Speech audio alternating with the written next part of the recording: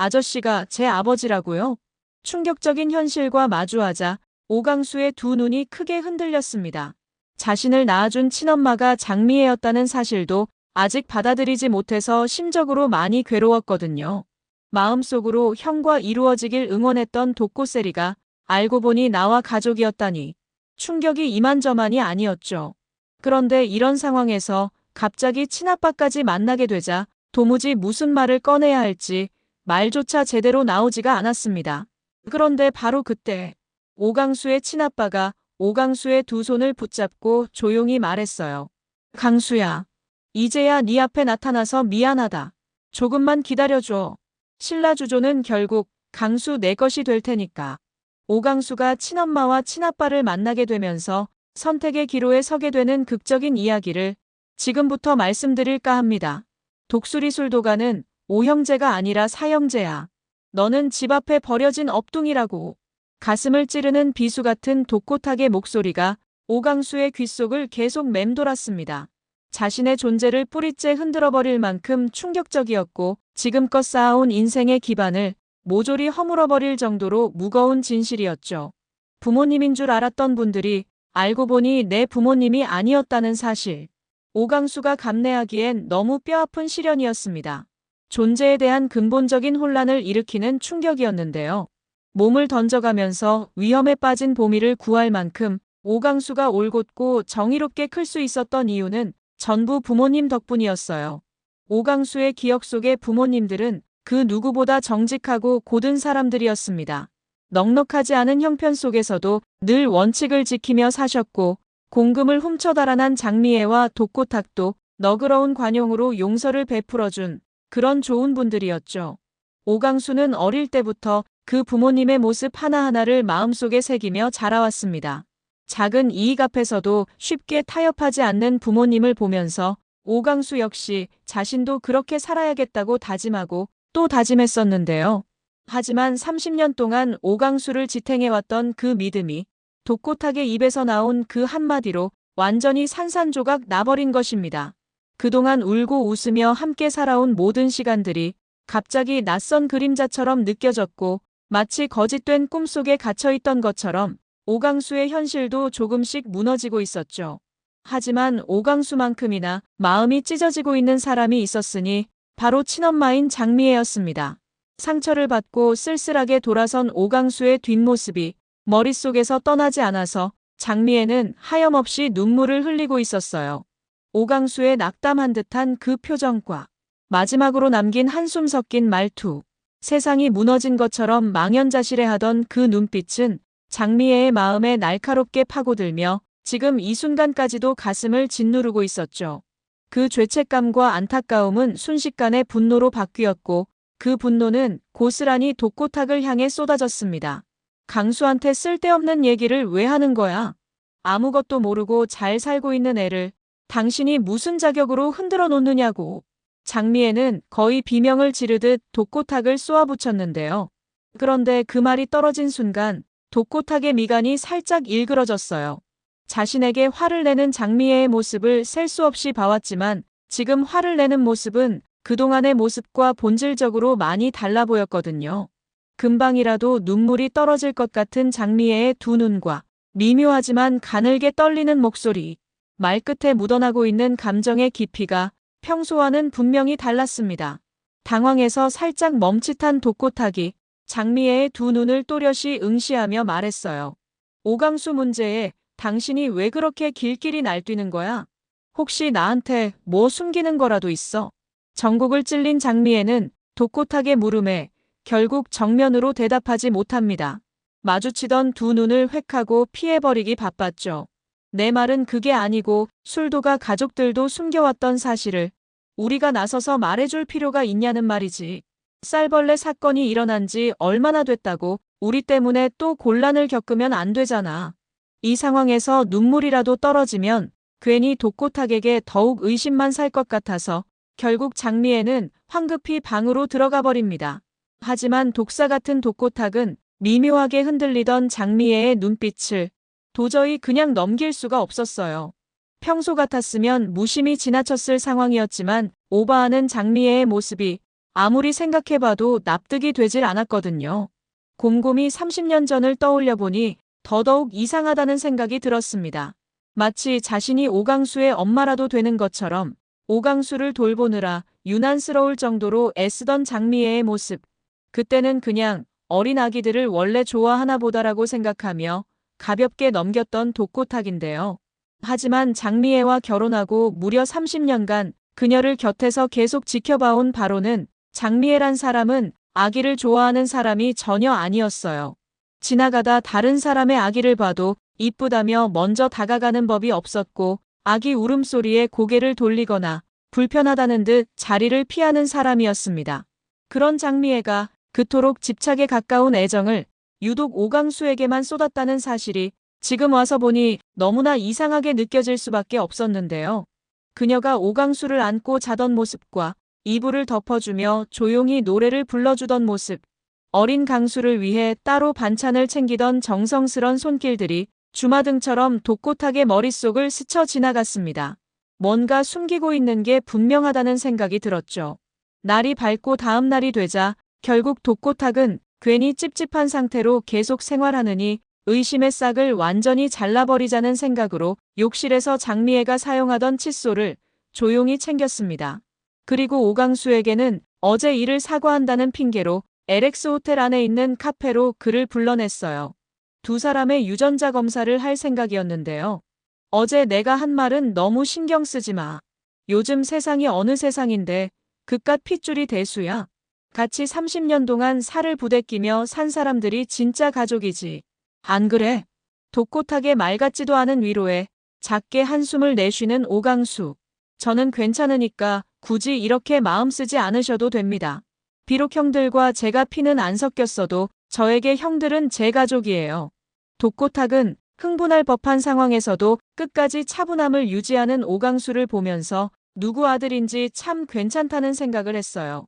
오강수와는 정반대로 불같은 성격을 가진 장미애를 고려해봤을 때 괜한 의심을 하는 건가라는 생각이 들 정도로 말입니다. 그렇게 오강수가 입을 댔던 컵과 장미애의 칫솔을 검사센터에 제출한 독고탁은 한결 가벼워진 마음으로 회사에 늦은 출근을 하는데요. 그렇게 날이 밝고 검사 당일이 되자 독고탁은 평온한 마음으로 차량에 올라탔습니다. 장미애처럼 욱하고 독한 여자가 어떻게 오강수처럼 성품이 고든 아이를 낳을 수 있겠냐는 생각에 그는 내심 비웃듯 고개를 저으며 검사센터로 향했어요. 검사 의뢰 비용이 20만 원이 넘어가는데 쓸데없는 망상을 해서 돈을 낭비했다는 생각마저 들었는데요. 하지만 회장실에 들어오자마자 마치 할 일을 하나 처리하듯 귀찮은 얼굴로 무심하게 봉투를 열어본 바로 그 순간 장미애를 향한 독고탁의 믿음은 곧바로 산산조각이 나버립니다. 가장 먼저 독고탁의 눈에 들어온 것이 충격적이게도 99.9%라는 숫자였기 때문. 그 어떤 변명도 해석의 여지도 허락하지 않는 냉정하고 명확한 진실 그 자체였습니다. 두 눈을 의심할 수밖에 없었어요. 숨이 턱 막힘과 동시에 목이 타들어가듯 말라왔고 머릿속은 순식간에 새하얘졌습니다. 설마 했는데 정말 오강수가 장미애의 친아들이었다니 기가 막히고 코가 막힐 수밖에 없었죠. 무려 30년 동안 감쪽같이 속고 살아왔다는 사실을 이제서야 알게 된 독고탁인데요. 등줄기에 소름이 쫙 돋은 독고탁은 유전자 검사지를 주먹으로 구겨버렸습니다. 장미애, 감히 이 독고탁을 속여? 입술을 꽉 깨물고 두 주먹을 불끈 쥔 그는 곧장 차를 타고 장미애가 있는 집으로 달려갔어요.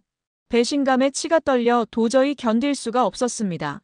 그동안 집에서 하는 거 없이 돈 쓰는 재미로 사는 장미애를 보면서도 오냐오냐 하면서 가만히 놔뒀던 건 지난 30년간 장미애가 특별히 큰 사고를 치지 않고 내조 하나는 기가 막히게 해왔기 때문이었습니다.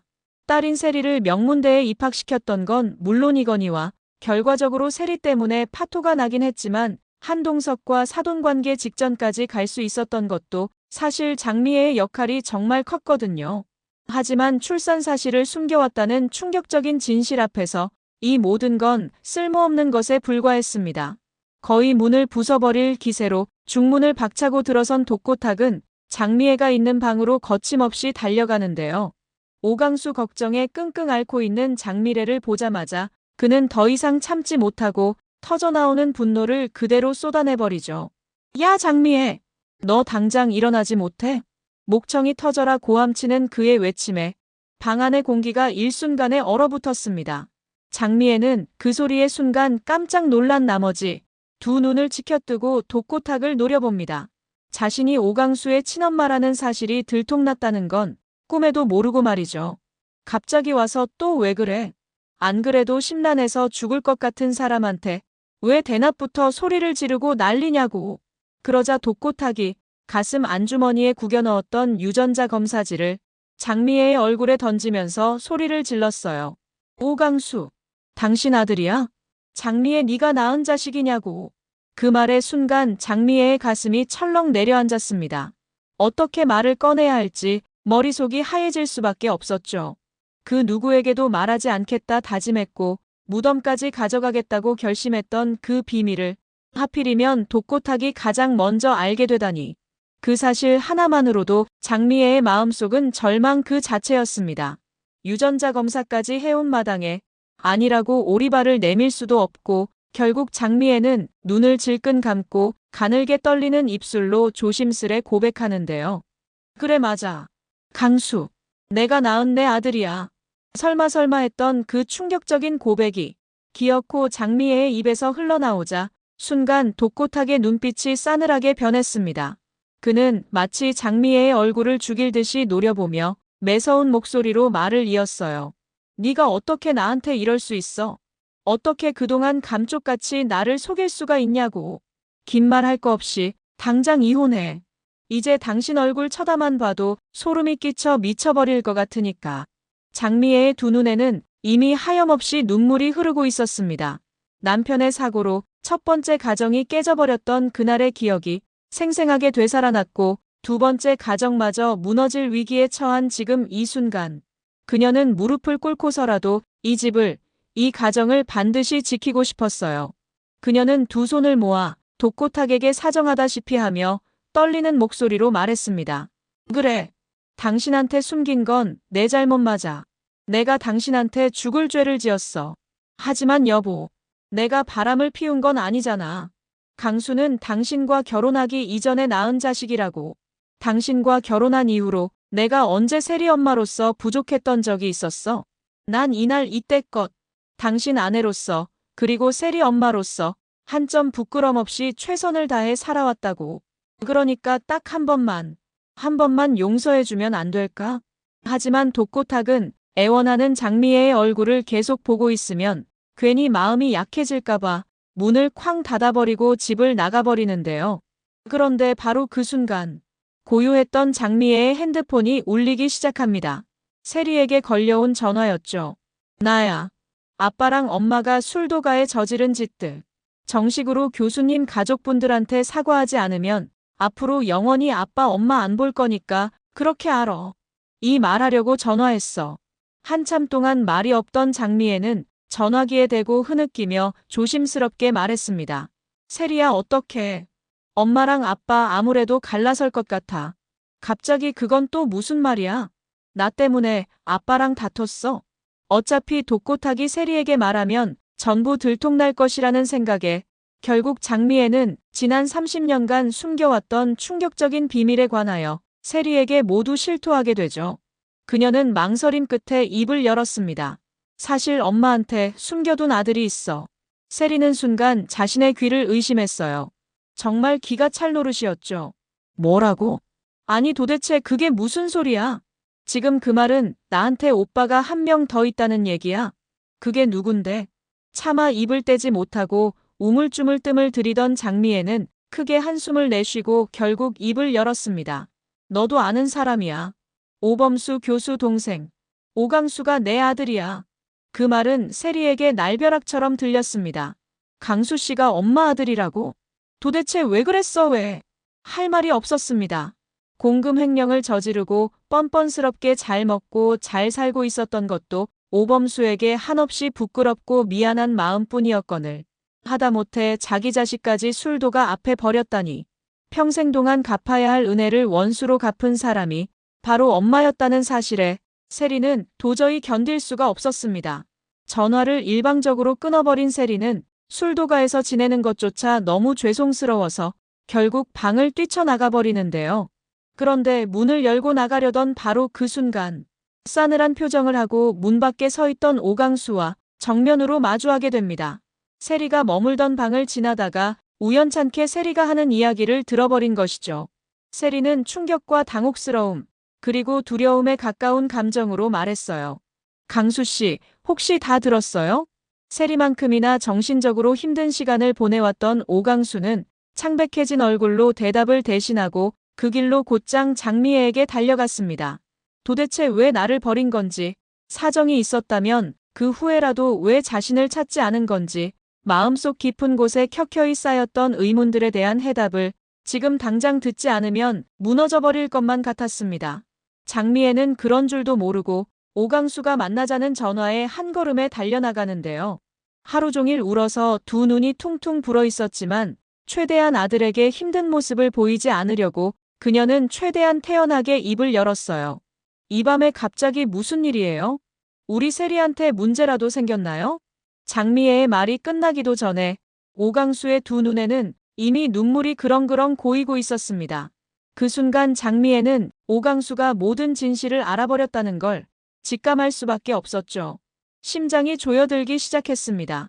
제발 아니길 바라면서 떨리는 목소리로 되묻는 장미애. 왜 그렇게 슬픈 표정을 하고 있어요? 혹시 어제 저희 남편이 했던 말 때문에 그래요? 그 말에 한참을 망설이던 오강수가 숨을 몇 번이고 들이쉬고 내쉰 뒤 목이 메인 목소리로 조심스럽게 입을 여는데요. 왜 저를 버리신 건가요? 순간 장미애의 두 눈이 크게 흔들렸습니다.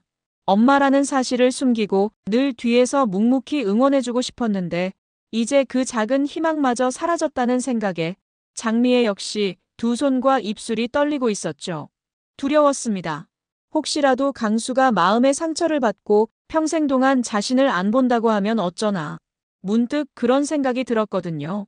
딸인 세리와도 거의 절연에 가까운 지경에 이르렀는데 아들인 강수한테마저 버림을 받는다면 그 고통을 감당할 자신이 도저히 없었습니다.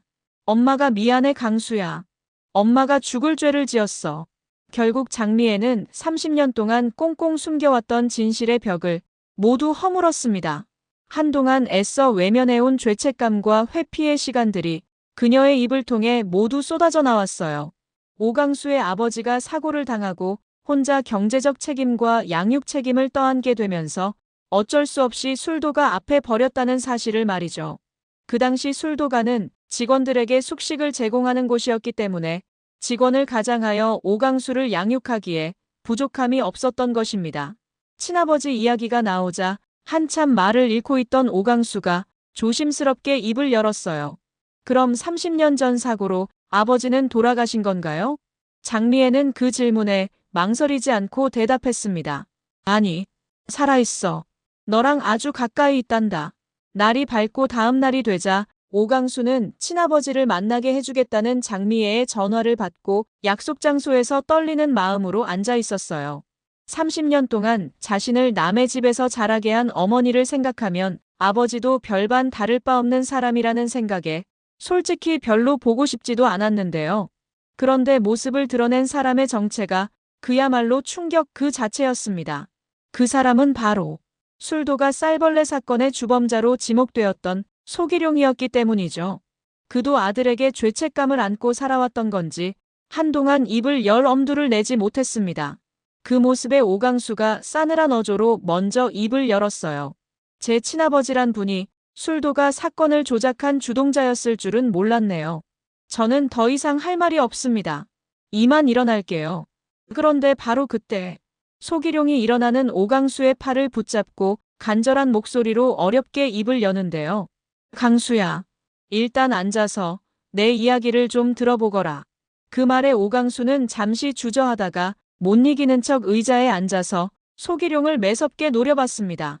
목적을 달성하면 그때 너를 찾으려고 했는데 상황이 이렇게 된 이상 너에게 모든 걸 말해줘야겠구나.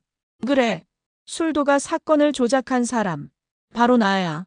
하지만 그건 사건의 일부분에 불과해. 사건을 고의적으로 걸리게 만든 사람도 사실 나거든. 당최 이해할 수 없는 소기룡의 말에 오강수는 미간을 살짝 찌푸리면서 되물었습니다. 그게 무슨 말이에요? 아저씨가 사건을 조작했는데 일부러 그 사건을 경찰에 누설했다는 말씀인가요? 그러자 소기룡이 마시던 커피잔을 조용히 내려놓으며 담담한 어조로 말했습니다. 그래 맞아. 내가 원하는 건 술도가가 망하는 게 아니야. 독고탁을 회장직에서 물러나게 하는 것이지. 단도직입적으로 말하마. 신라주조는 결국 강수 내 것이 될 거야. 지금이라도 너가 원하면 독고탁을 몰아내고 너를 회장직에 앉힐 수도 있어. 그러니까 선택해. 술도가 오형제의 막내로 계속 살 건지 아니면 신라주조의 회장으로 제2의 삶을 살 건지. 소기룡의 말이 끝나기가 무섭게 오강수는 자리에서 벌떡 일어났습니다. 그리고 단 한치의 망설임도 없이 말했어요. 저는 부모님이랑 다릅니다. 저를 키워준 술도가 가족들을 향해 등을 돌리면서 은혜를 원수로 갚고 싶지 않아요. 비록 피가 섞이진 않았지만 저한테 가족은 형들입니다. 낳기만 하고 버린 어머니나 아버지가 아니라고요. 구독과 좋아요는 제가 영상을 제작하는데 큰 힘이 됩니다. 구독, 좋아요